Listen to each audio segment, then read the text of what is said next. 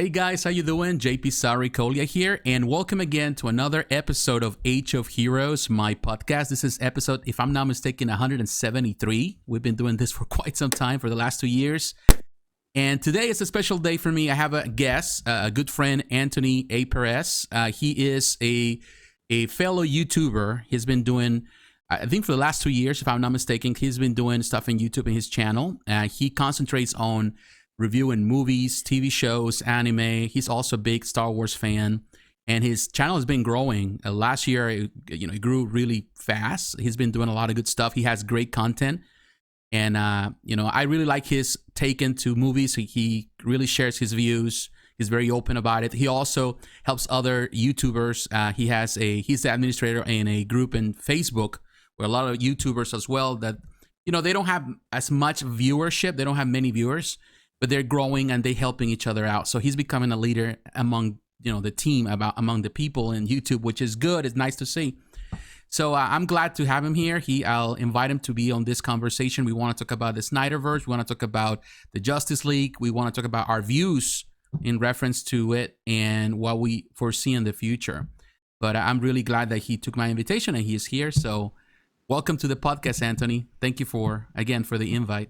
Thank you for taking the invitation. I'm sorry. No, of course. Thank you, man. Thank you. I appreciate that, the kind words and that great introduction.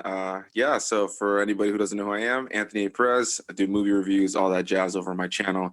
Man, I've had a lot of fun in the last 2 years doing this channel because when I started it, it was primarily just to find a sense of community. Yeah. I don't know about you, but you ever just have those moments where you're out at work or you're hanging out with, some casual friends or whatever, and you try to talk about movies or, the geeky stuff that you're into, and they only care so much, right? They only care so much to listen, and me talking about Darth Vader for the 15th time in the day, it just doesn't matter to a lot of people. So I just knew I needed to find a community, and I have my close friends in my life that are into that kind of stuff. But, as we've gotten older, people have moved around, and it's, you're just kind of communicating through, the phones or social media. And so it's been a lot of fun to be able to connect with all these various YouTubers and do these collab reviews or the live streams together and really see our channels blossom. And it's also really cool because you mentioned the Facebook group. It's really cool to be able to introduce people to that group and then start to see these friends that I've had for a while that I've been collabing with start to collab with each other. So to see these new faces just become now new consistent faces within that collab cycle. So I recently just added you to the group. So, I look forward to doing collab with you as well as everybody else in that group, because everybody just is open and willing to collabing with each other and helping grow each other's channels, man. I think it's an important part of YouTube for sure. And it's been a lot of fun. So yeah, man, it's been a lot of fun just trying to grow the channel and build this little sense of community. So thank you to you for the invite. I genuinely appreciate anytime anybody wants me on their channel. Yeah, and you know what? One thing I can share on that is as you know, I've been in YouTube for a very long time now. It's been 9 years now that I've been producing content in YouTube. And when I started, most channels were very small. You barely saw a channel that had over 1 million subscribers. It was really rare. Now you see channels that are, they have 20, 40, 50 million subscribers. And so now it's a different game. When I started back in those years, almost 10 years ago, everything was small. It was small channels like ours, just us sharing our views. It was not too much production into it. It was just people sharing their stuff, being open about things. So I felt that during those years, there was a sense of community because everyone was small and everyone was trying to discover how to operate YouTube. But now YouTube has become such an enterprise they have these big production companies that they have tons of channels and they have a lot of reviewers. So that makes it harder for YouTubers like you and I that we just have a small group or a small space to really come out on the front. So helping each other out is important. And I've got to be honest with you, I've never been so much into helping other people or helping, to be open for collabs until I realized recently that it's so important to kind of stay alive in this game and stay alive in YouTube. And also it brings more friendships. It creates friendships. It creates a sense of that you belong someplace, that you belong with this group. And like you said, in daily lives, you can, at my job, for example, in many of my jobs that I in throughout the years, I would share what I like, but most people are like, that's cool. I like it. You know, I watch the movies too, but they never felt so passionate about it. It's like I don't feel that connection that I feel like with people in YouTube that I, you know, like you and I, we share a lot of same passions. We love the same thing. We love Star Wars. We get deep into it, and we love creating content, you know, where we can share our views. So I think that's important. So I applaud you for, you know, being a leader for a lot of YouTubers. I think we need that. You know, we need leadership. We need people to help, you know, to help each other out. So I'm glad that, you know, that you're part of it, and I'm glad to, you know, to find you on YouTube, and now to become a friend of yours too. So that's cool. I like that. Yeah, man, for sure. It's definitely, it's needed, man. Like you said, it's just you gotta, you collaborate with each other, and then you create friendships. And I actually just recently did like a spoiler Mm-hmm. like discussion for the Snyderverse, Mm-hmm. and yeah, I watch it. I had Yeah. a lot of fun doing that, because I was able to bring together myself and four others. Now, most of them all knew each other, but it is nice to, one of the guys that was in there, he was fairly new to the group. I don't know if you've met him yet, but his channel is called The Z Review, Uh-huh. and he was in my review video for the spoiler discussion of the Snyderverse, and it was his first time like really being able to, like, it was his first time doing a live stream for starters, and it was his first time coming together with all these different faces that he's seen and done collabs with to actually talk live like this. So he was a little nervous, but it was cool to see, man. It was cool to see him like open up and do this and get to meet all these various people and connecting with, and you know, he's thanked me in the past before for like connecting to all these various people. So I think that's kind of the important part to me, man, was like, you know, I look forward to the future of having you on a live stream, or having you in a video. Maybe one day I'm like, hey man, would you like to join me for one of these spoiler discussions about a movie or a series? And then here you are, maybe with 2 or 3 other individuals that you didn't know, and now the community grows. You know what I mean? Correct. It spreads, and I think it's important, because at the end of the day, like, I always found with myself, at first, right, when I started the channel, I kind of got this like just bum rush of support. I think more so, like, I don't say this to toot my own horn, just genuinely recognizing the longer I've been doing this, that most people struggle at the beginning, like a lot, to get support. For me, it was the opposite way around, where I had to adjust to having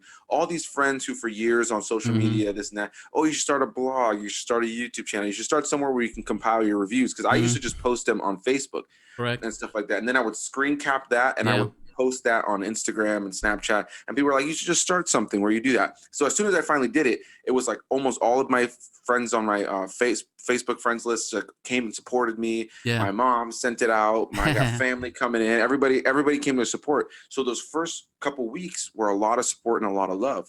And then I had to realize that, okay, the coworkers, the friends that you know I haven't seen in years, the family members, they're gonna start trickling off. And then I remember the first time that I went from getting a couple hundred views with the first couple of videos to like maybe like 15 or 20 views. I was incredibly discouraged. So then for me, it was like, all right, I need to get myself, and I still have those moments where my views are down and it's easy to be discouraged. And so I kind of had to like work the other way around, where I had this big bum rush of support at the beginning, but now it was like, okay, the people who have stuck around are sticking around, but now it's really about trying to build that community. And a part of that is just making friends, you know, a part of that is having people who genuinely like, hey, I care about what this guy says. Cause I'm sure you have friends like that too. You have made on YouTube where you're like, you know, this maybe wouldn't have been somebody I would have instantly latched onto their channel, but now I've just grown to love this individual or care for this individual. And I love to see how their channel grows and how their content continues to grow. So that's kind of where my headspace is at when it comes to all the collabs. Sometimes I bite off a little bit more than I can chew. And I end up having like tons of collabs that I have to kind of catch up with, which is where I'm at right now, actually. But yeah, it's a lot of fun, man. It's a lot of fun. Yeah, I know. It's a challenge. I think every day you're learning something new, and I think this is the best part of YouTube, is that allows us to experiment. You know, there's a lot of things that we have to do in our channel. We experiment with things and here and there. Like I started this podcast because a friend says, hey, I love your voice. I love to hear your opinion about matters. Can you just do a podcast? And it was just a viewer in YouTube. And I was like, I didn't even know what a podcast was when he mentioned it. So started just experimenting, and ultimately I developed the podcast. It was alongside the channel, but it was not really gathering so many views. He had a faithful following. You know, some people were watching all the time, but not everyone. So ultimately, I have to separate it from my main channel just to do it separate. So it's all about about experimentation. You have to experiment with a lot of things But I think in the end, it's about, and that's something that my wife always reminds me, is that it's more important than just trying to grow the channel. It's about just trying to be honest with yourself about what you do.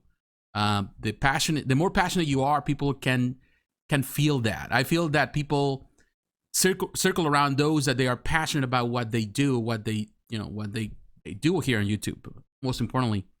And I feel that that's something that attracts people to you. And when you have that personality, like what you asked me about comics, I get so passionate. And I think people, they circle around it because they love it. If they love comics, they're going to come to this channel because they love it. I love statues. That's the reason my main channel, as you have seen lately my channel is mostly about talking about collectibles. But I love movies too. And particularly movies that are linked to the statues and the heroes and the comics and all of that. That's the reason I invited you today. So now, so we need to get back on track on that one. So we came to talk about the Snyderverse, and I watched a review, and I agree with you. It was a pretty good review. So for those who haven't watched it yet, I recommend it. I will have the link in the description. But for those who didn't watch it and they have a chance right now to do it, what was your opinion in the end? Can you tell me, what do you think about the whole film? Do you like it? You hate it? What do you think about it? Yeah, for sure. Well, what I'll start by saying, because I think it's important for the context, is that I think I'm in the minority, or for sure, that when the 2017 cut of the film came out, I knew it just didn't feel as epic as any of, like, let's say, the Avengers films. And I'm not here to like compare the two, but I just let's be honest, the Justice League is the Avengers version of the DC, and so I just wanted to at least feel that same kind of epicness. I loved Man of Steel. I was kind of iffy on Batman versus Superman. It just felt like there was parts about it that I loved that are epic, some of the best comic book moments ever put to screen. Yeah. And then there are moments that are, like, as far as the story, that just kind of felt like they just didn't go anywhere. And then, you always hope that a sequel will kind of answer that for you. And the Justice League 2017 movie was fine. Like, for me, it was fine. It just didn't do it for me. Like, it didn't answer a lot of questions. It left things up in the air. And so with the 2017 cut, it kind of reminded me of one of the animated movies, one of the DC animated movies, where there's a lot of things that they don't explain to you, but they kind of expect you as an audience member to kind of fill in those holes. Kind of like that scene where they're digging up Superman in the Cyborg and Flash are digging up Superman in the 2017 cut. Yeah. And they go like, oh, where are the accidents? Like, it's kind of, for us comic book fans, we're like, okay, we know what the accident is, you know what I mean? But for everybody casual else, it was kind of just like, for a casual viewer, it's just kind of like underdeveloped. And even just as a moviegoer, especially when a live action franchise, you want that development. Correct. All that to say, the Snyder Cut was everything I think we could want and more. It was an epic time. I had a really good time with it. There's a couple moments here and there. Every movie has it. Little things you can trim off. Little moments that maybe are going to work for some, not work for others. Yeah. I was discussing with some of my friends on the spoiler discussion we did on my channel that one of them really enjoyed the scene with the Flash, Barry Allen, and Iris West, where he saves Iris West. I like the scene because of the stylized, slow motion and all that, kind of showing us his powers and stuff. But as far as like a clip in the movie, that was the one scene that I said like just felt kind of pointless. It just didn't. Yes, because there was nothing else that came out of it. It's like the relationship didn't. He didn't pursue the relationship. You didn't see her anymore. It's like it was just there, just wasting time. Yeah, it was like setup. It was set up because we know she's probably going to be in the Flash movie. Correct. So for me, like, there was stuff like that, the little things you could have trimmed here and there because it's a 4-hour movie. Correct. But man, it was such a great time, and I think it was just hard when I was sitting there watching it. I just go, even though we knew the bone structure of this movie because of the 2017 cut, it was the bone structure of it minus like maybe the legs and one arm. You know what I mean? Like, there was just so much more that this movie was able to stand on as far as character development and some of the special effects felt like a little bit more cartoony than the 2017 one, but I mean, it makes sense, and it all fit within tone, right? Like, Zack Snyder has this very vivid comic book looking tone to his movies. But yeah, man, overall, I know it's a long-winded response, but no, it's okay. Good. I genuinely loved the movie. I found it to be really, really great, and I really enjoyed the expansion on these characters. Correct. The one last thing I'll say before we move on, or at least, before I want to hear your response, is that the one thing that's so super clear to me, tragically, is the whole thing that we've heard about Ray Fisher with Joss Whedon, the abuse allegations, all that kind of stuff. Watching this cut of the film, I mean, Cyborg is like the heart of the film. Like It he's is. such a crucial It element is. in this version of the story.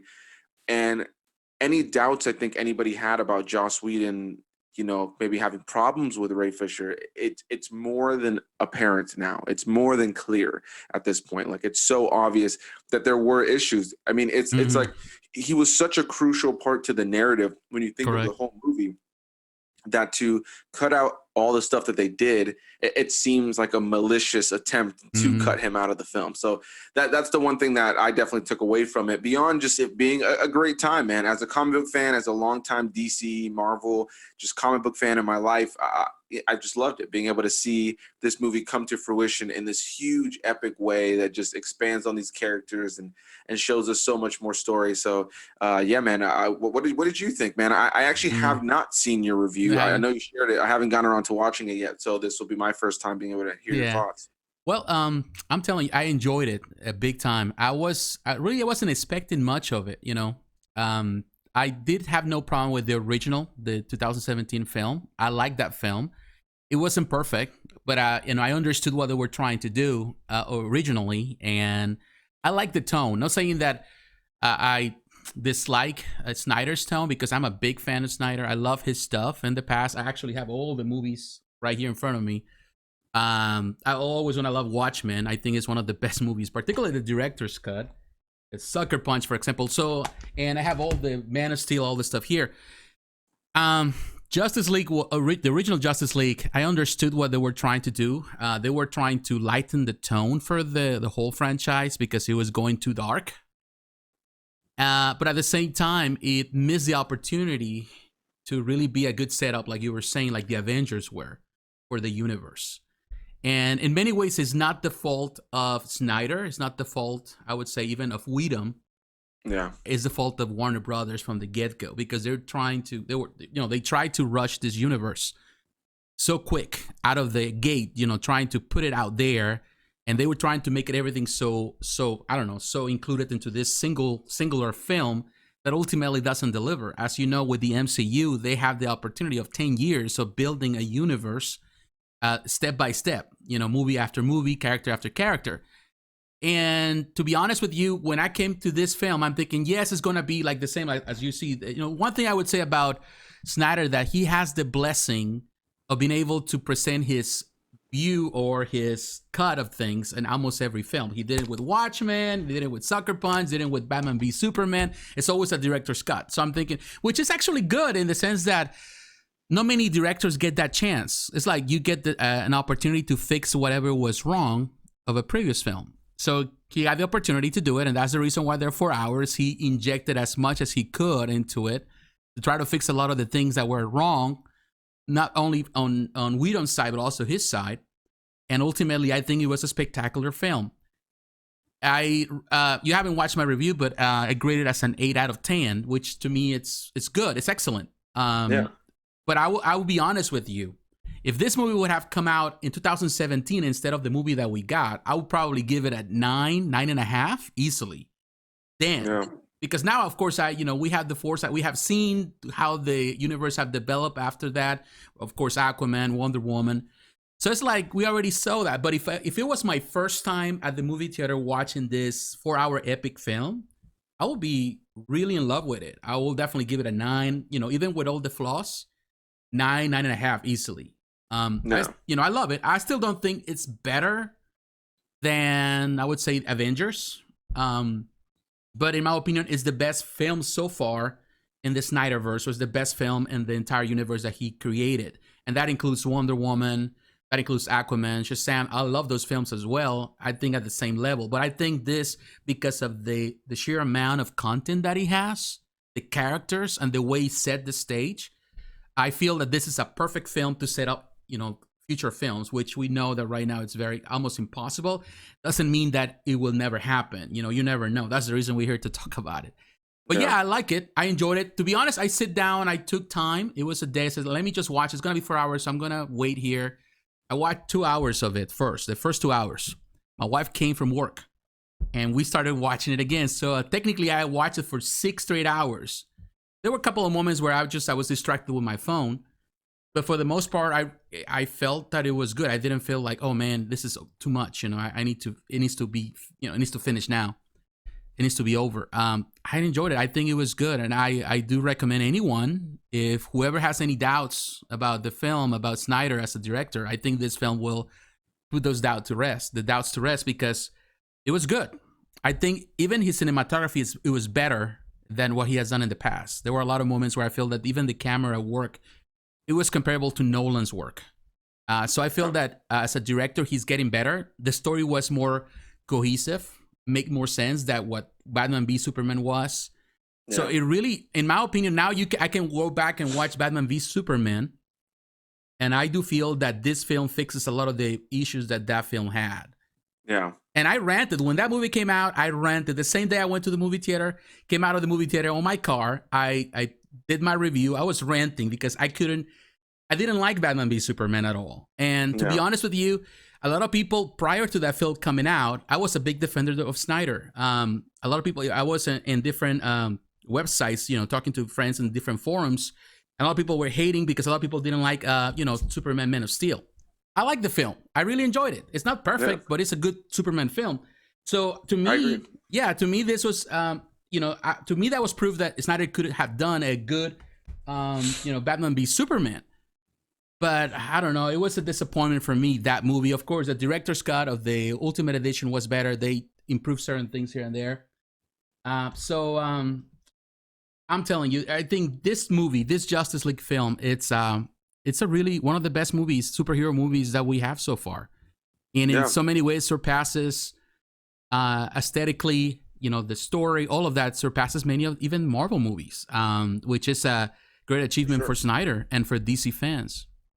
Yeah, absolutely. I think it was definitely it's definitely one of the better comic book movies we've ever gotten. It's just because of, like you said, the amount of content, just the sheer epicness, the sheer grandness of it is not easily surpassable. Now, I think it just depends on your feelings on something. I think that at the end of the day, could you imagine if we would have gotten a movie like this? Now, I should also add on, we likely would never have gotten this cut of the film in theaters. Even if we still got Zack Snyder's vision, there was no way we were going to get a 4-hour movie in the movie theaters. It just wouldn't make sense for them financially, mainly because that means less screenings in a day because of how much more time you have to throw in an intermission, more than likely.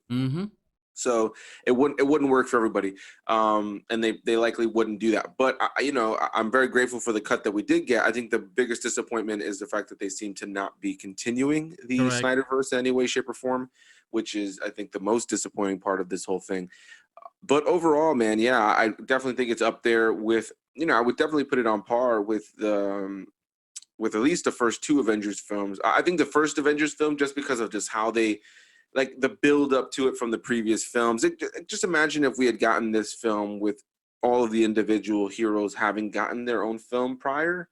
I think that we would have felt a little bit more impactful. It would have felt more epic, you know what I mean? And now it's funny because you get to watch it kind of in hindsight, or kind of look at like, oh, we've had this whole movie we've had 2 movies with Wonder Woman now, so we're going back and like kind of seeing this like this different take on her now, or this different approach to her character. And we've had a whole movie on Aquaman that's, even though it's in the future in the timeline, it's like we've had all this development with him and like learning his, this version's past with his father and his mom and stuff like that. So you're able to kind of bring that over into this for this, watching this for the first time.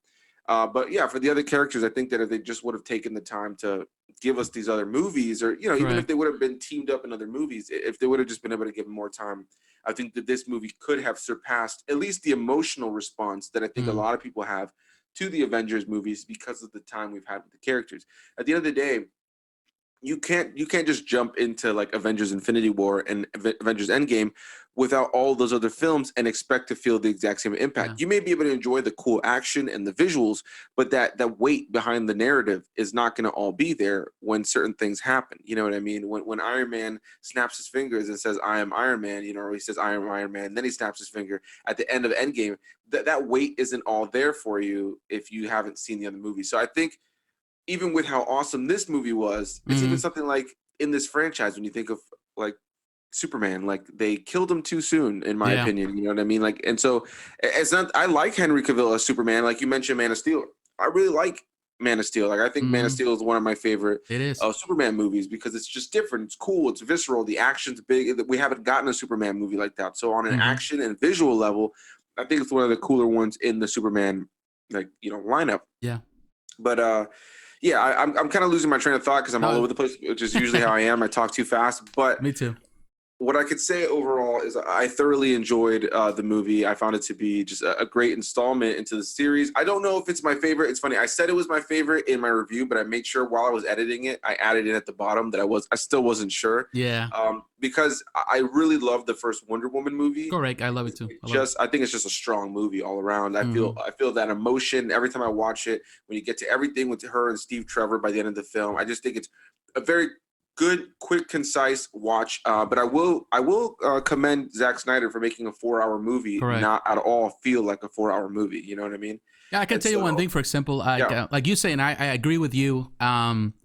My review for Wonder Woman and Aquaman and Shazam were the same, pretty much the same score as for this film, for Justice League.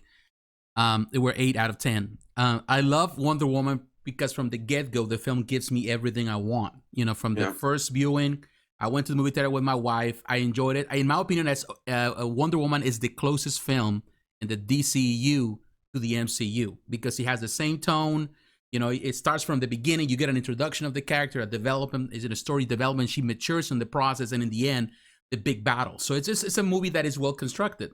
Yeah. 1984 has more flaws. I have no problem with the film, but it's not perfect in comparison to the original Wonder Woman. Aquaman, I love it. I love Momoa. I think he's a funny guy. I think the guy that you see on screen is the same guy that you see in person. So it's like it's not necessarily Aquaman. It's just Jason Momoa. Yeah. And Shazam, I love that too. I love the tone of it. But yeah, I think those are the films that I can watch any given moment. Sometimes when I'm working on my computer, I just put the movie on. I watch it while I'm doing something, so I can constantly be watching the same film. Now, for this film, for the Zack Snyder Justice League, it's like you have to dedicate time for it because there's a lot of visual reference. There's a lot of stuff going on that it has to keep you engaged. And so not everyone has 4 hours to spare just like that. Yeah. So I think on that level, it's an epic film, but it's not a film that you necessarily have to sit down and watch. In so many ways, it's kind of the same as Infinity War and Endgame, because a lot of people love Infinity War, but I think that in order to enjoy the whole experience, you have to watch Infinity War alongside Endgame, both back to back, because it feels like an intermission in between, because from the moment that he snaps and all of that. So I don't know. I just, there are a lot of things, but at the same time, like I was saying earlier, I would say that Snyder had a great opportunity to go back and fix some of the errors that happened with Justice League. Not only his errors, but also Whedon's errors, and made a better film. Not every director has that opportunity. Not everyone. For example, Ayer is trying to go back and redo Suicide Squad. Yeah. And people want that. And I'm telling you, I don't know if it deserves that, to be honest with you. Because if we can give him a chance to every director to go back and redo what they did wrong, then might as well do it for everyone else. And do we really want that? I'm not so sure. I think Snyder always got the chance to do the director cut stuff. He's the only one that I know that gets that opportunity more than often. But to be honest, it's something that I don't know. I think, like I was telling you, if I watch it, I think like you were saying, you review it that night and you were straight to share your opinion. So yeah, you're excited and pumped about it, and you're gonna share perhaps a better opinion. The same way you can be angry about something and rant about it, and then down the road you realize, wait a minute, maybe I was too crude with it. Maybe there's something that we can take out of it. Yeah. I think it's just in the moment, but. You go back and look at the scores. The film is doing fantastic. It's just doing terrific all around. I haven't really seen many people hating it. Of course, there's a few of my friends, even on Facebook, probably you have seen a few that they just didn't care much about it. Yeah. But I think that already came with preconceived notions. I think in the end, you have to come to this film not really expecting much. Lower your guard and just let it play out. And I think that's when this movie really works the best. For sure. Yeah, no, for sure. I've seen a couple of reactions from people saying like, that they liked it, that they weren't crazy about it, that maybe they liked it more than the original cut, but they're still like, all right, great, whatever, Superman and Batman. I've seen it before. Like some people just don't care, which brings me back to that whole thing we were talking about earlier about finding community. But yeah, man, overall, I could say I've thoroughly enjoyed this film. And yeah, like I think that this is a movie you kind of have to be ready to watch. But I think at the same time, it does have elements about it that you can just kind of pop on the way you said you can just watch Aquaman and stuff. But I will agree that I think Aquaman for me, it's probably Aquaman and Wonder Woman are probably the most rewatchable in the series for me thus far. They're light, they're fun, they're quick watches, and I'm more inclined to that tone. But there are certain characters and certain stories that I love that are darker. You know, I love the Nolan approach to Batman. I love Man of Steel. You know, and that's why I said earlier, you mentioned that this movie kind of makes you enjoy Batman versus Superman a little bit more, and I kind of agree, man. Like retroactively, I said it in my review. Like I kind of appreciate Batman versus Superman a little bit more, mainly because I just felt like that movie just had a lot of loose threads and it was jam packed with stuff. And sometimes it got a little bit, I felt like it lost itself a little bit. But yeah, man, I really thoroughly enjoyed this. It's a big bummer that we won't be getting like a continuation of Zack Snyder's vision or even this universe. It looks like, which I guess if anything makes me like kind of upset about the whole nightmare sequence at the end, because it's just like, it just feels like, I was saying it to my friends in the chat that we did the other day. I was like, it just feels like I had my balls tickled and and you know, like that's it. Like they just kind of are leaving me high and dry on that, man. Like I don't know, it definitely a bummer when it comes to that part of it, because it's like not only did this movie do a good job of wrapping up this narrative that was set up in Batman vs. Superman. I also love the fact that this movie opened with the ending of Batman vs. Superman, really hammering in Superman's depth and the weight of it, the impact. So not only did it do a good job of being a follow-up to that and really finishing out that story, it still left a lot open, you know, and even introducing Martian Manhunter and all these elements. It's like, as much as I really enjoyed the film, I also kind of hate that because of its success and how good it was, we won't be getting more. You know what I mean? Correct. Which is a bummer, like you said, and I do agree. Because I do think that this universe and the way this movie was set up, and it's set up, of course, Martian Manhunter, the invasion, of course, the dark side and all of that, it really makes for an epic adventure. You know, to me, this is the first chapter of a trilogy that he was planning to do. And I feel that we deserve to have that, because I will be honest with you, I can even remove Batman v Superman of the equation and just let this movie be the first one. You can start even like this, explaining in one way that, you know, Superman is dead or something. And this can be a great start for anyone to start watching this universe. And because it sets up, you know, it sets up Wonder Woman and everyone else. So I feel that the opportunity is there to do it. Now, I've been thinking about this, and I think this is a possibility. You never know. Of course, everyone now, you're going to see the hashtag, save the Snyderverse and all of that. And people are going to be just pushing for that, as they did with the Snyderverse cut. With the, you know, save, as a Snyder cut, save the Snyder cut. Release the Snyder cut. Release the Snyder cut. And you're going to see more of that. Now, the problem we have right now with Warner Brothers, it's the fact that they were so quick to move to the next thing by setting up the next Batman films that is upcoming, and I'm looking forward to that new series and everything else.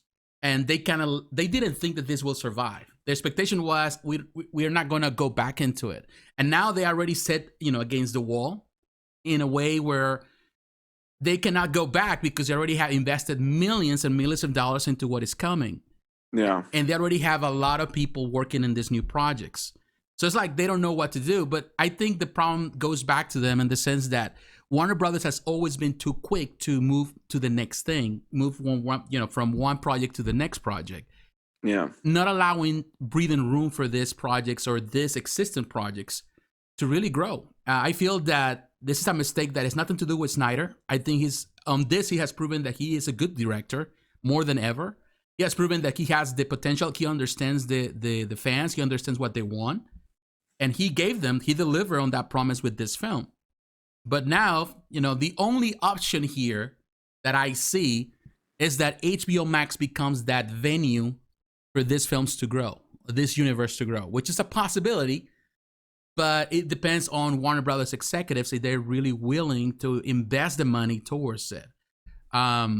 I want to go to I want to show you something here, and I'm gonna go to a article by Deadline. I'm gonna read it. It's on the screen. But it says Zack Snyder's Justice League ranks behind Wonder Woman 1984 in HBO Max households. I will have the links for this this articles. But it says right there, Samba TV reports that Zack Snyder's Justice League drew 1.8 million HBO Max households in its first 5 minutes over its premiere weekend on March 19, 21. That figure ranks behind the 2.2 million U.S. households who watched Wonder Woman 1984 on the streamer over December 25th, 27. Let's keep in mind that, of course, it is the Christmas season. Yeah. That's the reason why more people were watching it. And right now we are on spring break, and not everyone is home. Even though there's the limitations because of the coronavirus, people still want to go out. So not everyone was home. No. Interestingly enough, Samba TV found Zack Snyder Justice League besting the first weekend premiere of Disney Plus Marvel The Falcon and the Winter Soldier, which they clocked at 1.7 million households. Disney Plus released a statement yesterday claiming that Falcon and the Winter Soldier posted the most viewed weekend premiere ever on Disney Plus, and Samba TV data supported that. Now, Justice League grossed $657.9 million worldwide. That's the original film of what was an estimated $300 million production cost in November 2017. And according to Deadline Film Finance sources, lost $60 million at the time. That price tag on Justice League is now at an estimated $370 million, given the pick reshoot and additional VFX as Warner Brothers heeded the social media call of the Peaks fans and cast for hashtag release the Snyder Cut, seeing a worthy reinvestment and making it a jewel to HBO Max. Well, on this, we can say this. First of all, it is this film did so good. It didn't do as good as Wonder Woman 1984, of course, because, again, came out on December. Christmas season. Everyone is home. Everyone is trying to watch something. That's the reason why. Now we're on spring break. Not everyone is home. Not everyone is prepared to watch it. But still, it was better. The viewership was better than Disney Plus, the premiere of Falcon and the Winter Soldier, which is telling that there's a lot of people out there more interested on watching what the Snyderverse was about, what this film was about. They care. There are more DC fans. And to be honest with you, this has been a really good thing for the HBO Max project, or for this platform, because when they came into the picture, they're competing with the juggernauts of Netflix and Disney Plus. So now they need something big, and of course, right now we're getting movies straight to it for the next year. But after that, what else you have to produce? So I don't know. I know they're gonna create more content for that platform, and I think that Snyderverse would be a great option as well if they're able to do it. They can make the money. Now, of course, we don't know much about how much money they're making, because those numbers are kind of secret. We don't even really know how much actually Netflix is doing, or even Disney Plus. But the reality is that they're investing. Companies are investing so much money into it because the opportunities there really create this type of content.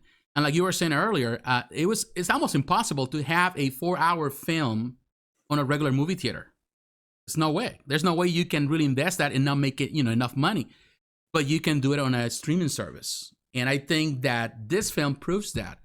Now, are they going to listen to that? Are they going to watch the numbers? Who knows? It's possible. Right now, they're saying that they're not going to move forward. But I do believe that the possibility is still there. What do you think about that? So I would love for them to move over with the Snyderverse. Yeah, I said that before, and I definitely hope that they do that. Even if Zack Snyder's not at the helm, I think that they should at least continue on this story that has been set up, especially with the whole nightmare thing. Maybe even bring on Zack Snyder as like a Kevin Feige type, or anybody who doesn't know, he's like the lead producer for Marvel in the MCU. He's guided the ship thus far, and I think that the DCEU definitely needs something like that.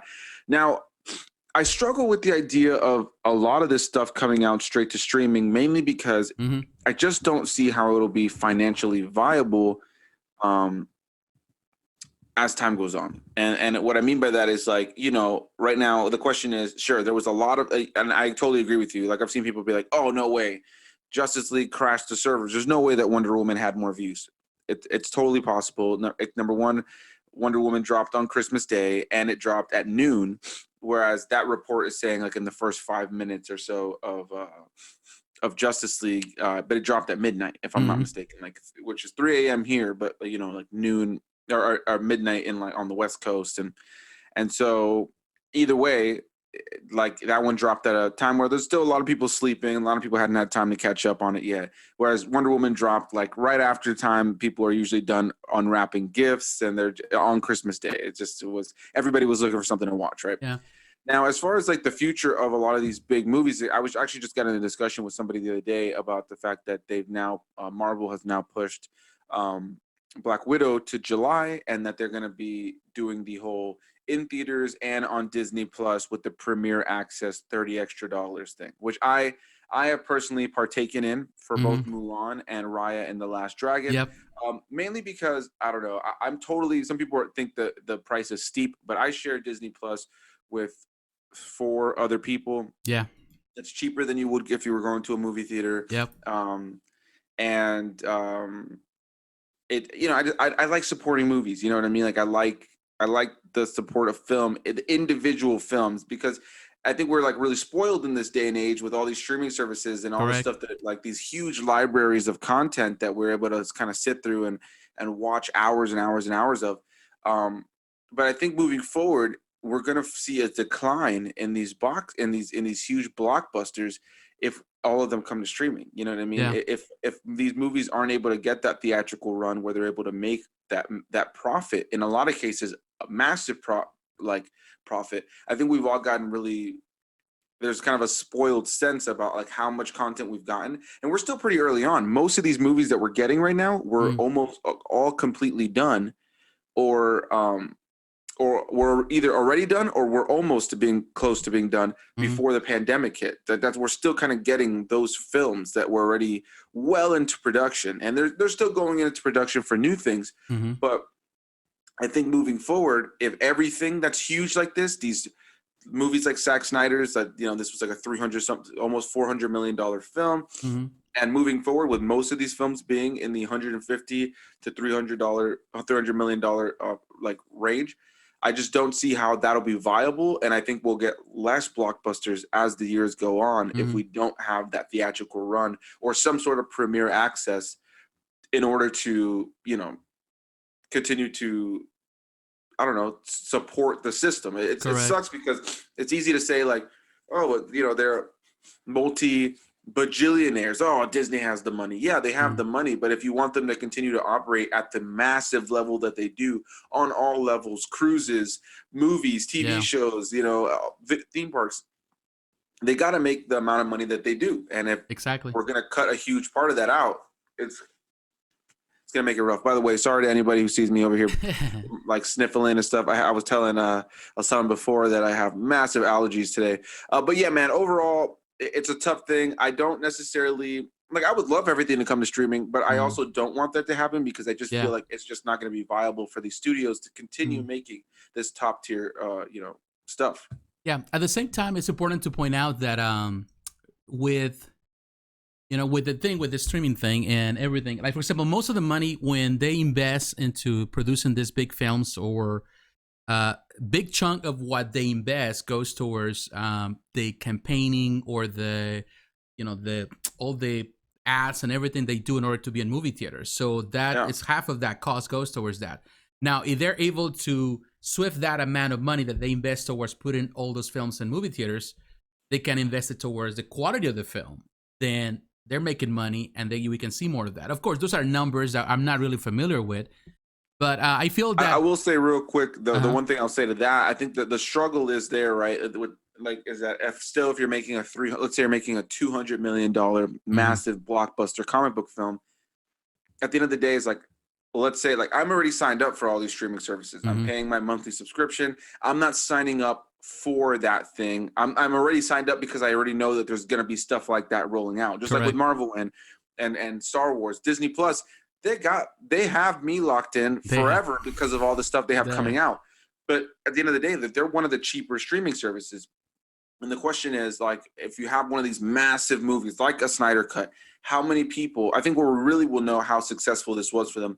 How many did they see an increase, a surge in people signing up for their subscription service right at launch or right before launch of Justice League? You know, is the money that they're making from people signing up which usually is going to be not that much, mainly because of the fact that, you know, if somebody buys a subscription service for one of these services for 1 month, and they have a family of like 4 or 5 or 6 or more, yeah, you know, it kind of leaves you in a situation where are they making enough money from that one film dropping on their service, or is it just going to kind of be part of the huge library? You know what I mean? Yeah, and I think it goes back to one thing that I feel the focus, goes back to the way Warner Brothers operates as a business. I've always operated in almost every aspect of their enterprise, whether it's on television, whether it's on cinema, whether it's even in gaming. They have so many studios for all sort of things. They start these projects very quickly to try to make as much money as they can, and then they move to the next thing. Or they close a studio, open another studio, do all their enterprise. And I feel that that's the same effect that you see here. Like you were saying earlier, and it's so important to always keep this in mind and keep this in perspective. The reason why the MCU has been successful has been because I've always had Kevin Feige to be at the top as a leader. Because he was the leader, he was the visionary, he is the ultimate head in this. He only answers to the owner, or in this case, well, the president of Disney, but he has free room to do whatever he wants to do. And from the get-go, he's been leading the charge since the beginning, since even before the MCU or Marvel Studios was established, and has been able to do that. That's the reason why we're going into the second phase of, you know, of this universe. We're going into some other things. And like you said, that's the reason we're tied up to Disney Plus, not only because the stuff that is coming, not only because of the MCU, the big blockbuster films, but also because everything that is coming for Star Wars to just the platform, you know, with The Mandalorian and everything else that is coming, everything that is coming for Marvel, all of that is really exciting. And it's actually the cheapest service that we have so far. You know, I've been a subscriber from Netflix since the beginning, since back in the day where you got, you know, the DVDs in the mail. Yeah. And I love Netflix, but there are times when I feel like, do I really need to continue Netflix? But they do have so much content. They are pouring that content. They invest in money towards the content to keep you engaged. Now, that's the only problem that I have with HBO Max. You know, we're going to get movies, 1 or 2 movies a month this year. But what else is there that really engage me to continue that service? What do I have there besides just these big blockbuster films? Some are good, some not so good. Some I care about, others I really not looking forward to. So I feel that there's something that where they need to invest on that.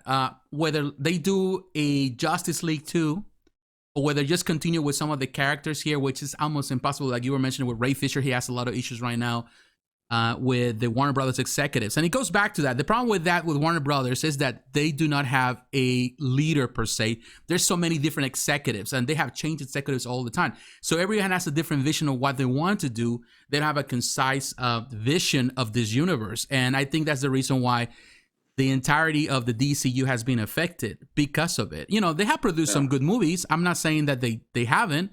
Like you were saying, the Nolan Batman films, those are masterful pieces of cinema. I love those films. And the Joker, even though I wouldn't say I was too crazy about the Joker, it's a phenomenal film. But they had nothing to do with the Snyderverse. They have nothing to do with that, you know, this universe. And I feel that it's a missed opportunity right here that they have in their hands, because they have money there they can make money if they want to, but they're unwilling to do it because, you know, they have other commitments or because they don't see potential in it. And that, again, that's really disappointing. It's disappointing just to see that, because I'm the type of person that once something starts, I want it to be, you know, to be finished. I want that thing to come to a fruition. And I feel that the Snyderverse had the opportunity to come to a fruition, a powerful one, but unfortunately it's not. I feel that if they move, it's a big mistake to the next thing, because now if they want to do it again, they're going to have to reset the whole universe again. And if they don't learn from the mistakes they made here, they can repeat it again. Or we have to wait another 10 years until we can get a big event again, as it's happening with the MCU. No, yeah, for sure. I really do hope these executives start to see what the fans want, because I think if the only thing I could say, like, kind of has me excited moving forward with all these different projects, the Robert Pattinson Batman, you know, we have the Joker with, you know, Joaquin Phoenix and the various other films that are coming out. The reality is we are still getting a Shazam 2. We're getting the Black Adam film, and we're no doubt going to see Shazam versus Black Adam. Mm-hmm. and they teased at the end. We don't see Henry Cavill's face, but they tease at the end of Shazam that Superman cameo. We see him show up there. It's the same suit. He's gonna be in Superman. He's gonna be in Flash too as well. I think he's gonna make a cameo as Superman or something. See, well, maybe I haven't heard about that, but that could be possible. I know they've already confirmed that Michael Keaton's Batman is going to be in the Flash, and that Ben Affleck's Batman is going to be there too. So they're obviously opening the multiverse. So the one thing that DC can do, I mean, and Marvel has the multiverse too, but the one thing that DC can really do moving forward is they want to continue to make these one-offs or these new versions of characters. I mean, something that would really make them different is imagine it if they just keep making movies and one day they're like, okay, we are going to continue the Snyderverse, and 10 years from now, we have like an Avengers Endgame style coming through portals, different universes with like 5 Batman and like 5 different Batman and 2 different or Superman and like various versions of the same character coming out to fight all together.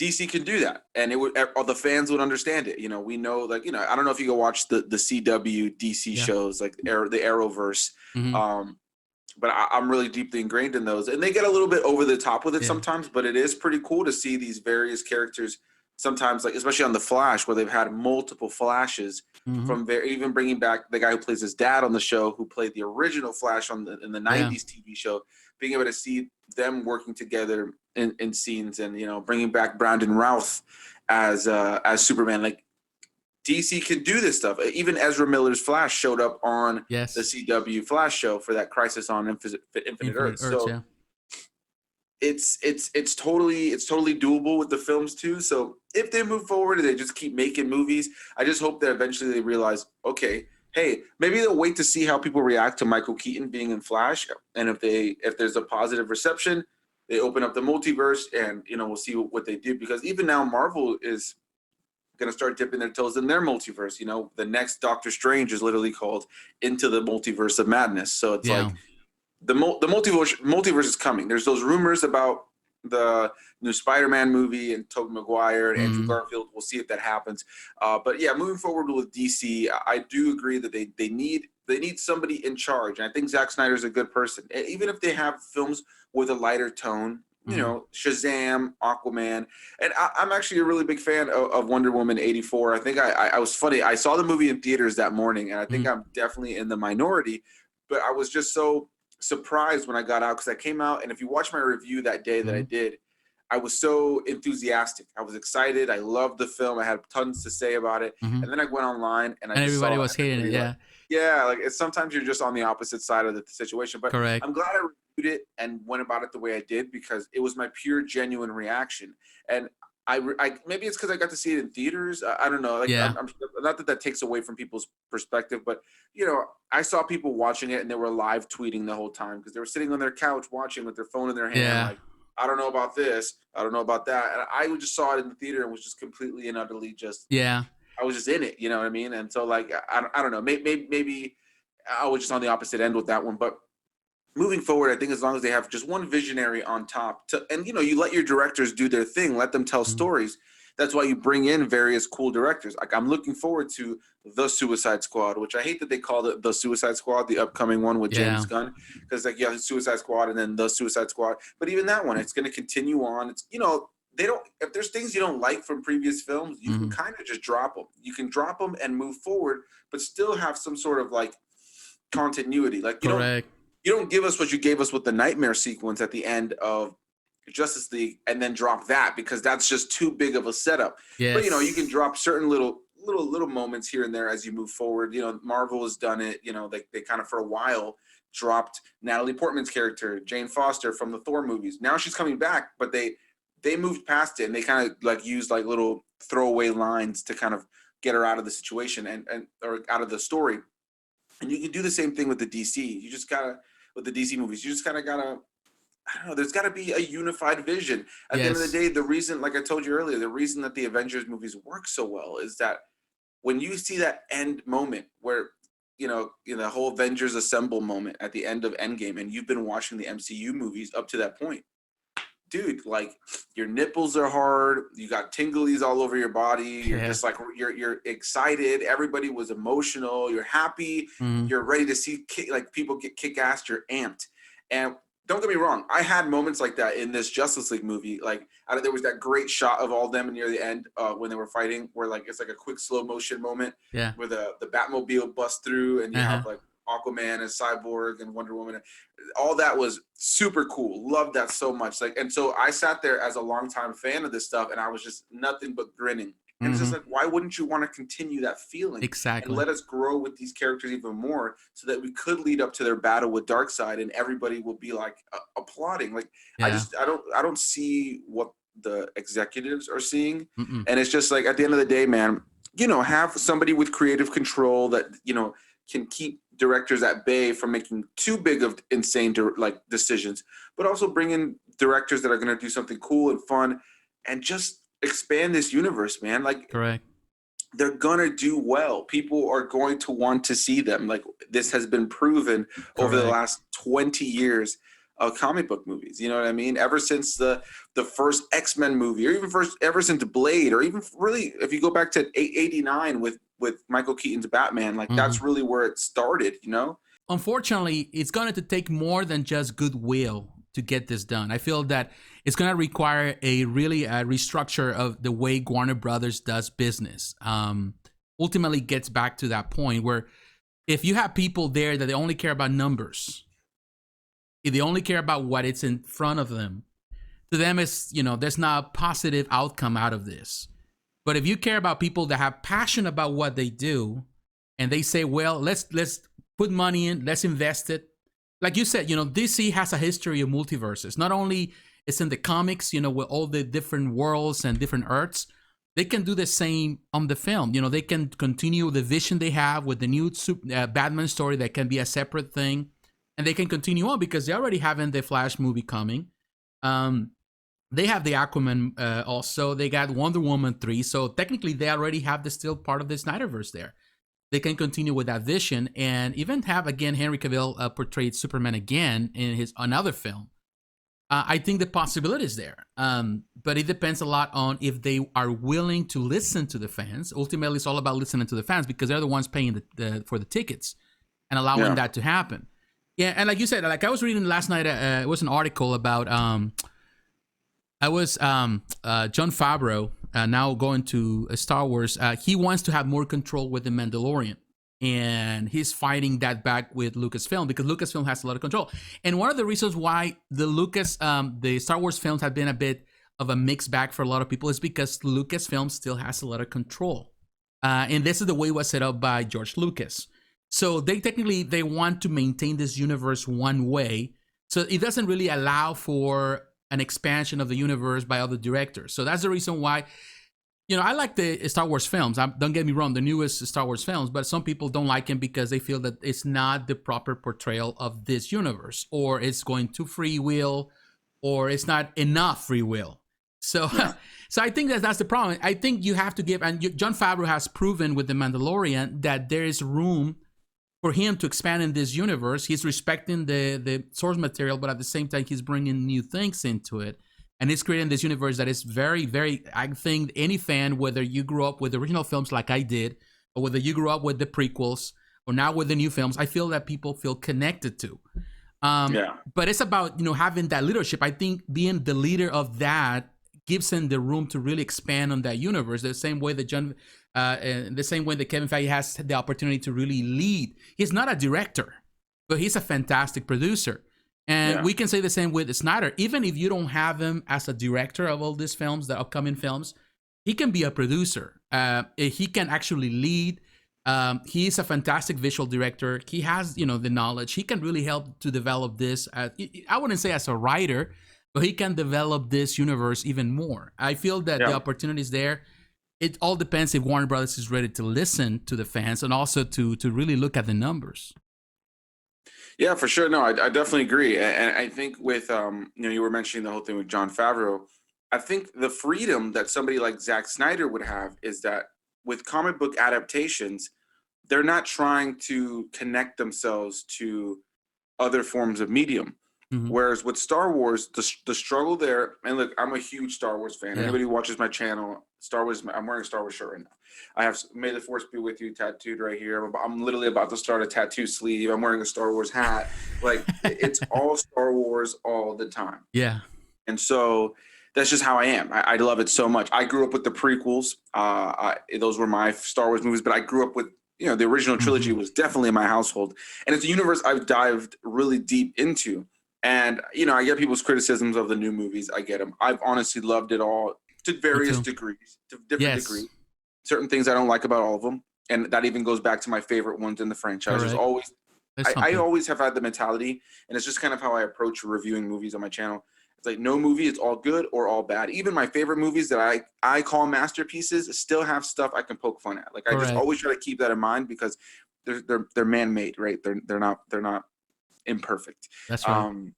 So with Star Wars, I think the struggle there, right, especially with where they've put the Mandalorian in the timeline, is that Star Wars is so dense with lore. Yes. And whether it's the movies, the TV shows, the novels, the comics, the animated shows, the novels, the animated stuff, the video games, it all has to kind of flow. So that's why they have the story group to make sure that there are minimal inconsistencies. Now, there's always going to be little inconsistencies, and sometimes you gotta have to like retcon some of those things, like small things, like. One I always think of, the most glaring one, is Obi-Wan not remembering who R2-D2 is at the in episode 4. You know what I mean? I'm like, dude, you went on a million missions with this guy. They've kind of retconned that in like a comic, I believe, where he's kind of given it was almost like he was faking it in a way, like that he didn't know who R2 was. But there's always going to be stuff like that, right? But at the end of the day, I think that's why Star Wars is a little bit more of a struggle. And the reason I say all this is because you're kind of trying to fit your story with Star Wars, unless they take it way into the future or way into the past, you're really deeply ingrained in like what the fans already know is happening in the universe at this point. So you kind of have to work around it.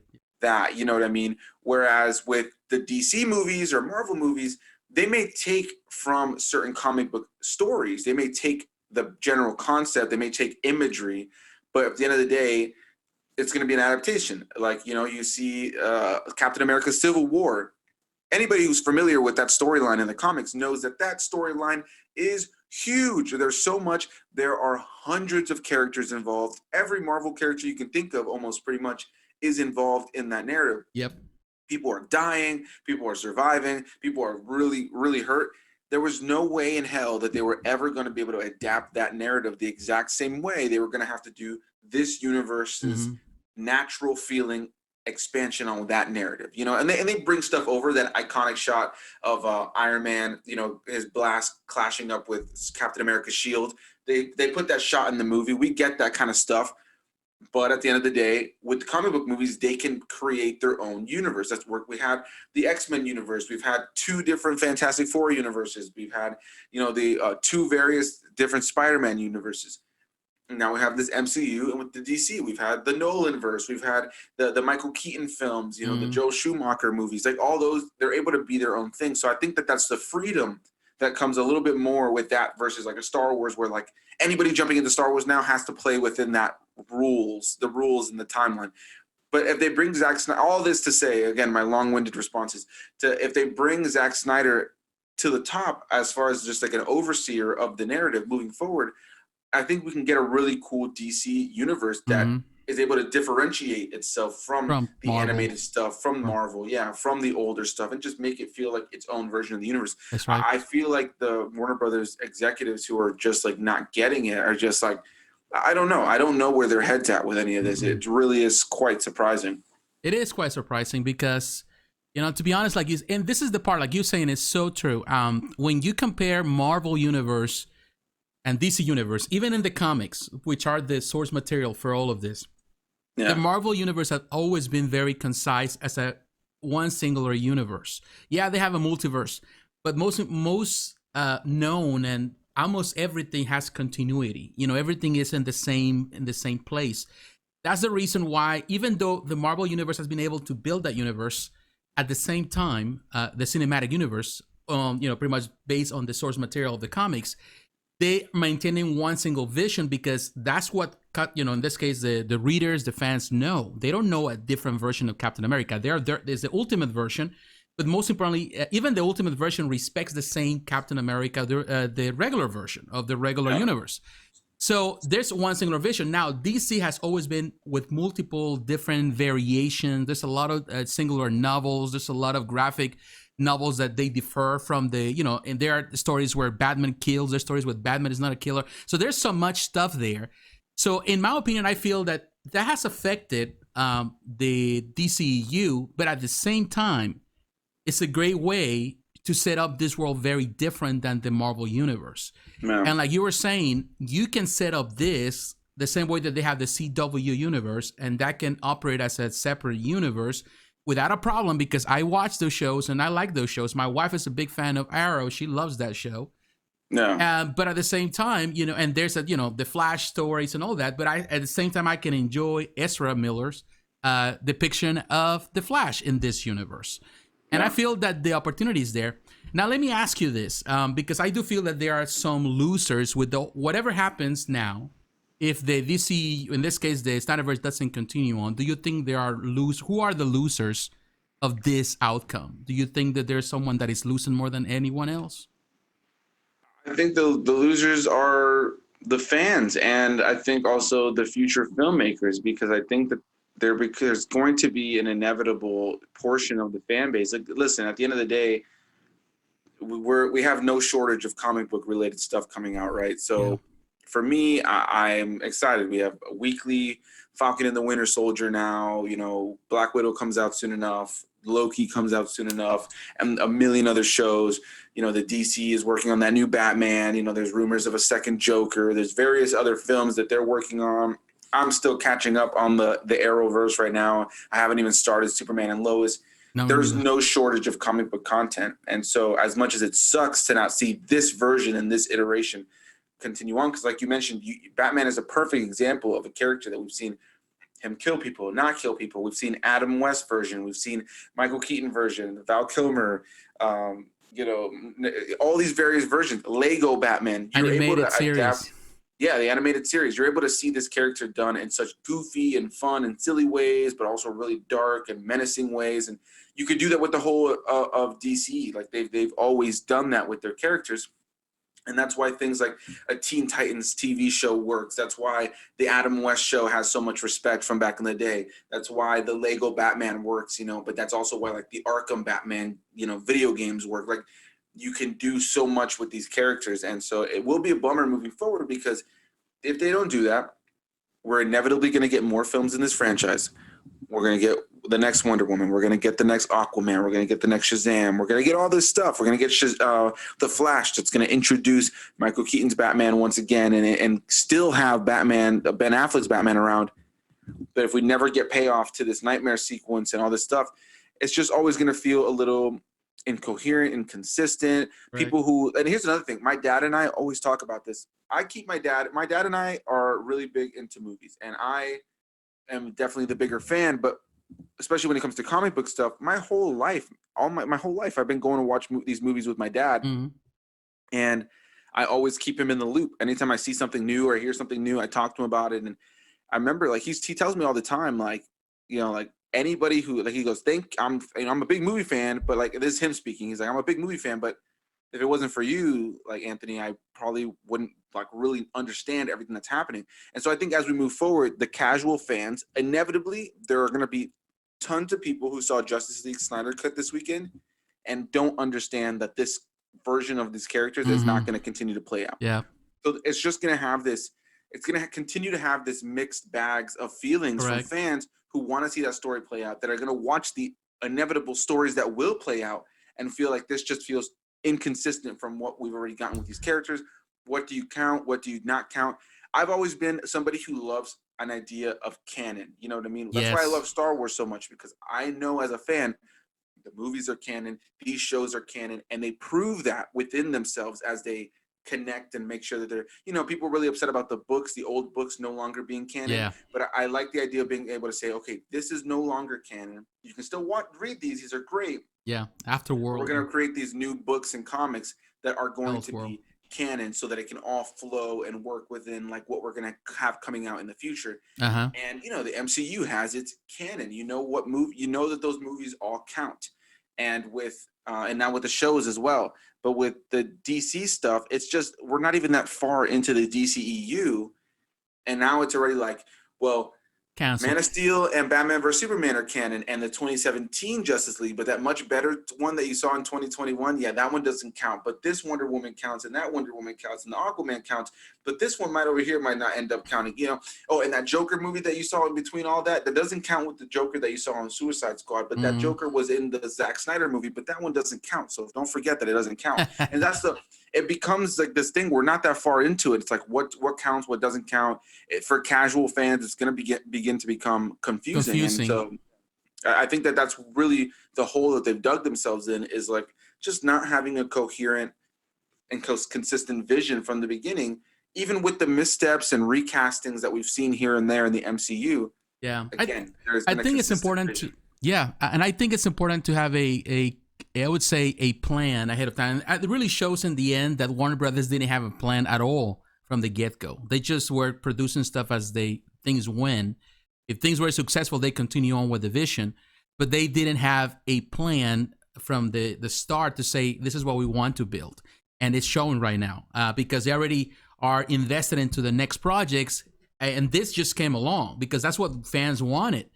And they gave him $70 million, which is, it's a lot of money, but not enough.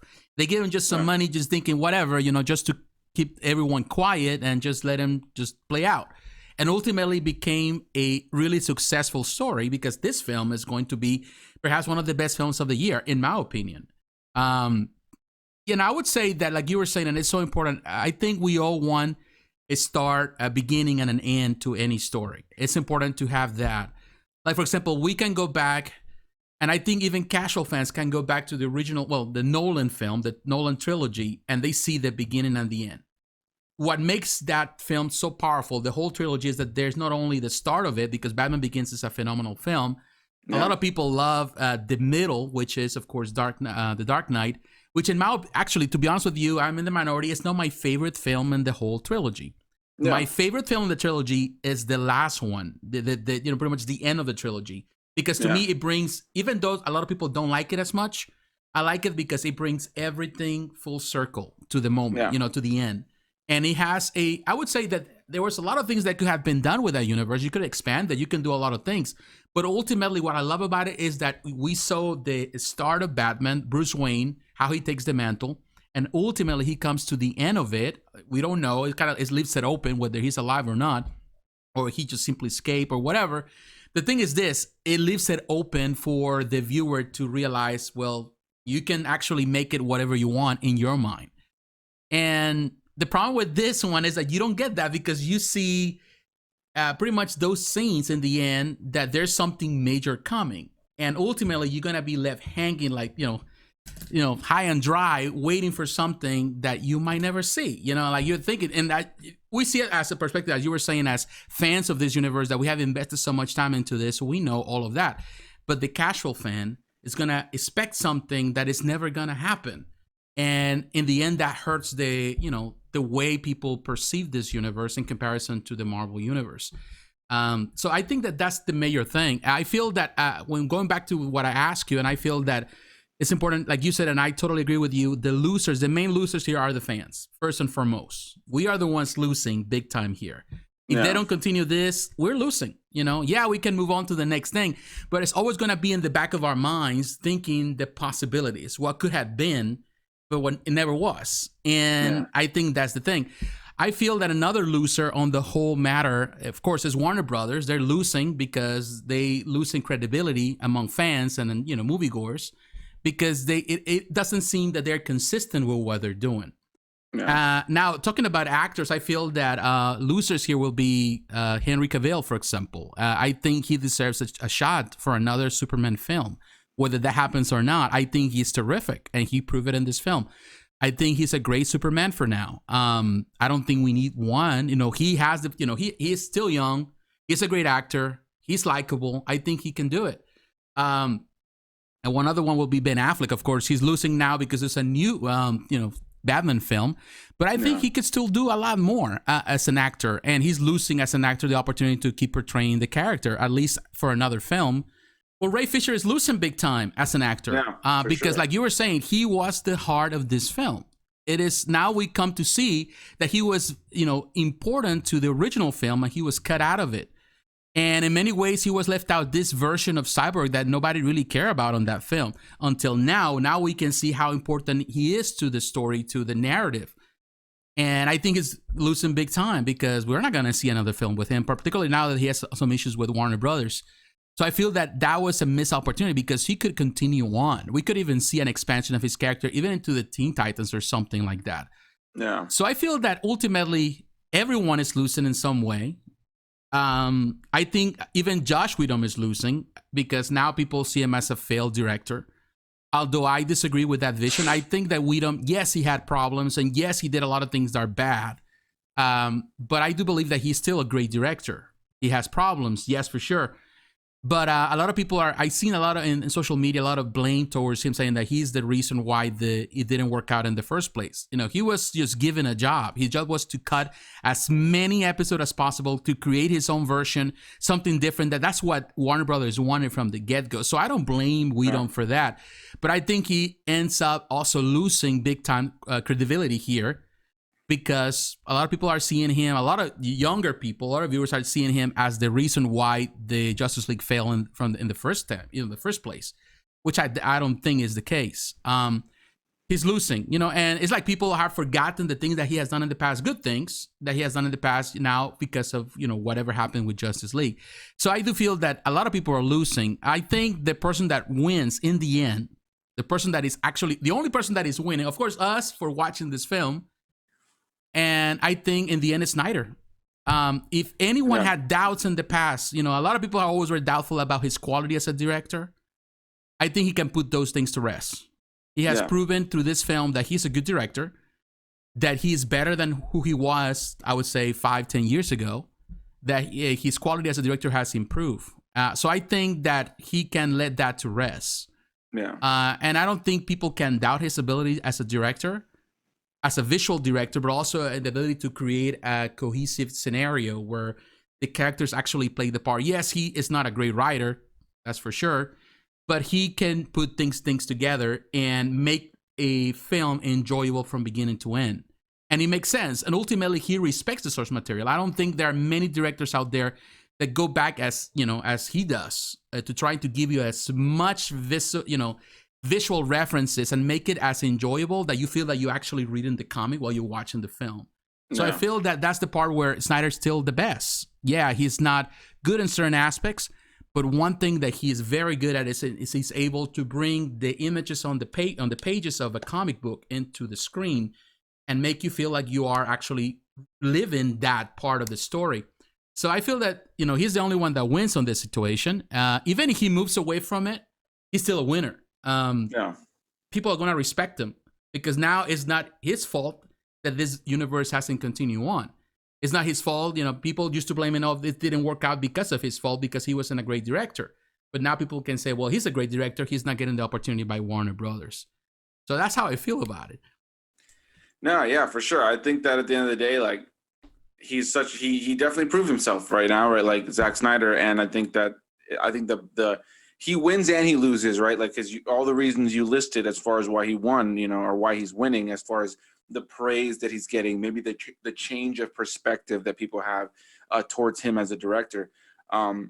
But yeah, we are definitely the ones who are losing. And Joss Whedon's a tough one for me right now because I when people were like bashing on him, I was like, dude, no way. The dude gave us the first 2 Avengers movies. Say what you will about Age of Ultron, I still really enjoy that film. And overall, like, I think he was also pivotal in like Buffy the Vampire Slayer, for anybody who watched that back in the day. And so it's like he's obviously a very talented guy with a great filmography, under his belt. I think the thing I struggle with a little bit is just hearing some of like the on-set like abuse stories and certain things that like maybe were a little bit sketchy, a little bit questionable. That's where, as a person, I kind of have to look at you and be like, whoa, let's settle it down there, bud. Yeah, we have to separate the director from the person. So, yeah. Exactly. As far as his work, I think he's great. As far as him as a person, Yeah, It it sounds like sucks. it wasn't too great. But as a director, I will say this though, that it, like I said to you near the beginning of this, I think it's very apparent to me now after having seen the movie that whatever issues he had with Ray Fisher Hmm. were very much present. Like he cut the film in a way that completely eliminated Eliminated him. so much great storytelling that was pivotal to Cyborg's character. Hmm. There was just so much about Cyborg's character that was just left on the cutting room floor that it almost seems, and it was so much of the movie, it almost seems purposeful and Yeah. malicious to like cut him out of the film. So I can't support Joss Whedon on that level, but Hmm. as a director with his filmography, I think it's great. But then it's also like we know, like it's no secret that Warner Brothers kept, like they wanted the movie to be only so long. They wanted the movie to be a specific length. They wanted it to be a certain way, a certain tone. And he was given all that great footage to make this cool Zack Snyder's version of the movie. But at the end of the day, he had to cut the movie down to what he did. The movie in no way, shape, or form could breathe at 2 hours. You know what I Hmm. mean? Like, especially the movie with credits, if I'm not mistaken, with credit, I may be wrong, but if I'm not Yeah, with credits mistaken, was less than 2 hours. Yeah. yeah, it's 1 hour and 59 minutes, Mm. if I'm not mistaken. And it's like, dude, that's criminal. Like, It is never criminal. should a Justice League movie ever be. It should be 2.5 hours minimum. Minimum. It just, this kind of movie requires that. And I Hmm. think that, yeah, man, it's the executives are the thing. At the end of the day is I think that the ones who are losing, I think the most and are blind to it, besides us, are the executives. It's Warner They're blind Brothers. to it. They're blind to the loss that is essentially the inevitable loss It's like you're sitting on and the money. inevitable, yeah, and the inevitable fan backlash. Like the restore the Snyderverse thing has already started. And it's funny that somebody you should try to connect with that I think you'd like a lot is this guy. He's in our Facebook group. Hmm. His name is Sean Maher, and he has a channel called Movies That Matter with a Viking. He was actually the first ever person to release the Snyder Cut hashtag, He and did. he's in our group. And he's a really cool guy. He's this dude from Ireland, and he actually got to do a interview with Zack Snyder on his channel not too long ago. And he was the first person to post on Twitter that released the Snyder Cut, and they ended up responding to his original tweet from 2017 saying released. So it was really cool to see it come full circle. But I don't even know where I was going with that. But either way, like at the end of the day, the fans are Yeah. good. Oh yeah, I know where I was going now. The fans are gonna keep clamoring now for it's like, all Yeah. right, release the Snyder Cut. There are people who have time on their hands to type in release or restore the Snyder Cut. That's the new one I'm seeing. Restore the Restore the Snyder Snyder Cut. cut. That's the one I'm seeing everywhere now. I'm seeing tons of posts about it. I go to like Warner Brothers things. Yesterday I was on Twitter and I saw they posted like a new trailer, like a quick TV spot for Godzilla versus Kong. Yeah. The whole comment section, I Restoring. don't care. Restore the Snyder Cut. I restore the Snyder Cut. It's just gonna be that, and I think that they just have to realize that they have. That's what part that doesn't make any sense to me. If it was a couple people here and there, like the people who say that they want people to like they want to remake Star Wars: The Last Jedi, like those are a small minority of people. Yeah. Like goodbye. But like there's a lot of fans for the Snyder Cut, man. I would Yes. say most people who are watching these movies, even people who may have enjoyed future installments of the DC up to this point, like Aquaman and Wonder Woman Hmm. 84 or whatever, and will likely enjoy future installments like the upcoming Suicide Squad and stuff Hmm. like that. Everybody wants the Snyderverse to continue, especially with this movie we just got. So yeah, it was again another incredibly long-winded response, all to say that the biggest losers are us, but I think the future filmmakers will also kind of be Definitely. losing because Yeah. their films are always going to be kind of expected to even live up to To what that. Snyder was, their version of what the Snyderverse was going to be. And now there's those expectations, and when somebody makes a movie that isn't taking it in that direction, people are going to be bummed, and it's it's unfair to future filmmakers, and that's why they should just have Zack Snyder at the top, even if they bring in different directors to film the future Justice League movies, or have different directors come in to film separate films for all these individual characters, but just have Zack Snyder do the Justice League movies that build off of those other individual stories. Correct. I don't know. That's what makes the most sense to me, but it is what it is. Very weird. Yeah, for now, yeah. Well, I'm telling you, I do feel, and I have really enjoyed this conversation with you. Perhaps we've been all over the place with everything, but it's so exciting to talk about the possibilities. I feel that there's a lot of potential in this universe. There was a lot of potential. It still is. And it all depends now. I think it's left in the hands of executives at Warner Brothers to really determine what the future will bring. They're saying now that they're not going to continue on. But that can change. That can change easily by the pressure of the fan base, which is really strong. The DC has perhaps, I would say right next to, you would say Star Wars has the biggest fan base in the world. I will say right out of the gate. I think Star Wars has the biggest fan base, but the Star Wars fan base is so divided into different pockets depending on your generation. Now with the DC, it's like they are very, unified about what they want. And I think that we're going to see more of that in the months to come, probably in the years to come. A lot of people are really crying out for this to continue on one way or the other. The possibility is there. The money's there. And I feel that if Warner Brothers is able to at least pull it off, they will be able to really regain some credit, and people will even be more supportive of whatever endeavors they have in the future. But it's just a matter of time for us to know if they're going to do it or not. We're looking forward to whatever is coming. I'm looking forward to the Suicide Squad film, the newer one. I'm looking forward to the Batman films. Really looking forward to whatever they do with Aquaman and Wonder Woman next, and Flash too. But I feel that this would be really good for the universe to really give it more. I think this already given a lot of energy to this universe to continue on even more, because I feel that people feel that there's a possibility there.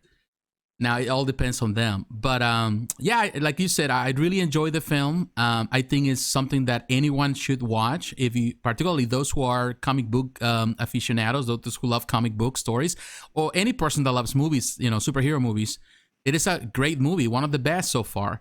It is not perfect, but I think it gives us everything we want, at least. It gives us everything we expect from one of these films. It has everything. It still has it lacks humor, but at the same time, it's not like the crazy humor of the original Justice League, because he even cut some of the stupid humor that he had, Josh Whedon added to the film. Yeah. But I feel that the possibility is there. Now we're going to, coming to the conclusion of the podcast. Anything that you want to share now that we're at the end? Anything else that you forgot that you want to say? Anything that you think?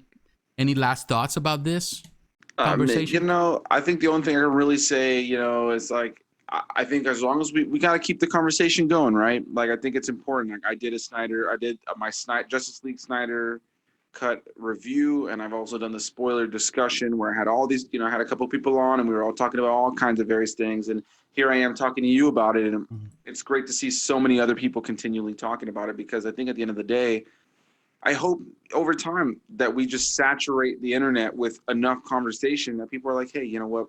We really need to consider this.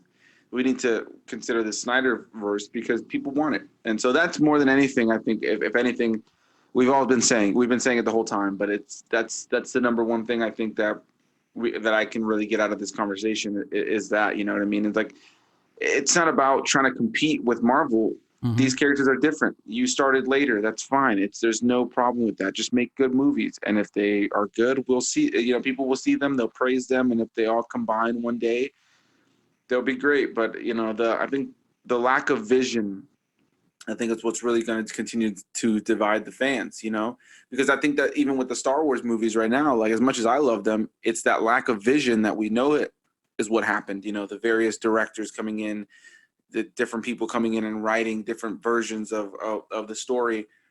That lack of vision is what really has divided a lot of fans. And I think that's why a lot of people like The Mandalorian so much, and we see it with Marvel. It's that vision that Kevin Feige has. And no doubt, whenever Kevin Feige steps down from the MCU, he will more than likely appoint somebody to be the new Kevin Feige. And I think that sense of leadership is what's really needed with the DC movies, because it's just not all there. It's just not all there. It's just it has to be, man. But I mean, I've genuinely appreciated you having me on here. It's been a lot of fun. I love discussing this stuff. Like I told you, it's like starting YouTube and doing stuff like this was the ability. At the end of the day, right? This is going to be a piece of content on your podcast. You're going to upload this. People are going to watch. They're going to listen. They're going to comment or have their opinions on things. But it's just two dudes sitting on, here on my couch, you at your desk, talking about movies and movies that we love, things that we love, and it's one of the coolest things about doing something like this. So I appreciate you having me on.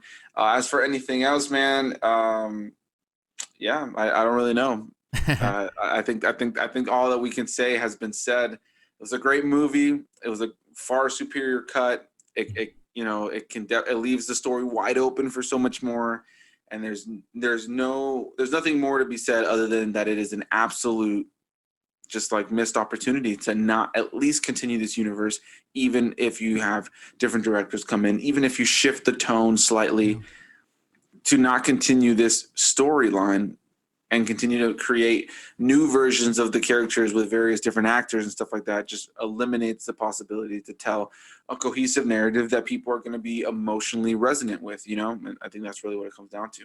Yeah. Well, I would say, Anthony, thank you very much for, taking the opportunity and, for really taking time to sit with me and discuss this. I think we are very passionate. As far as I know, since I've been following your channel, I know you're passionate about movies. So anyone that is watching or listening to the podcast, I will have the link in the description for Anthony's channel, so you can follow him also in social media. And he's always, one thing I love about him is he's not only talking about the newest films, he's talking about all sort of films, cult classics. He talks about anime, he talks about like horror, he talks about he covers almost everything, and it's good. And also he has conversations with other YouTubers in regards to this film. So it's really fun to watch him. So I really recommend anyone that is listening to this podcast or watching this video to really follow him. Again, I will have the links.